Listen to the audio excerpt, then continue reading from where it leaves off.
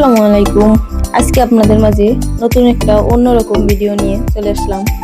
তো আজকে ভিডিওটা বানাবো মূলত আমার বাসায় আমার এই যে রং পেন্সিল বা কলম এগুলো রাখার জন্য তেমন নির্দিষ্ট কোনো জায়গা নাই। তো সেগুলোকে কলম নির্দিষ্ট একটা রাখার জায়গা দেওয়ার বক্স জন্য তৈরি করব। তো আমি প্রথমে আমি শোলাটা ভালো করে কেটে এরপর ছোট করে নিছি। যে কার্ডবোর্ড গুলোর ভিতরে দেব সেগুলো ছোট ছোট কেটে বসাই দিছি। তো এত কিছু করলাম, একটু রং না করলে কি হয়, তা একটু রং করে দেখতেছিলাম যে কেমন লাগে। তো রং করার পরে ভালোই লাগছিল। তো উপরে কালো রং দিছি আর ভিতরে হালকা একটু হলুদ দেওয়ার চেষ্টা করছি।